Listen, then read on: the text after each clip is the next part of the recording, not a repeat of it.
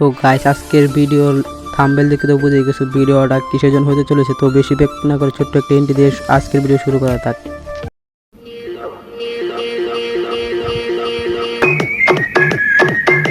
হ্যাঁ গাইস, এটাই হলো আমাদের নিউ পিক। আর আমাদের ওল্ড পিকটা ছিল এইরকম ভাই। এটা হলো আমাদের ইমোশন ভাই। কোন একটা আপডেটের পর পিকটা আমাদের আস নাই। আমাদের এই ওল্ড পিকে কম লোড পেলেও এনিমি সব নাম তো এই ওল্ড পিকে। ওল্ড পিকটা ভাই আমাদের ইমোশন।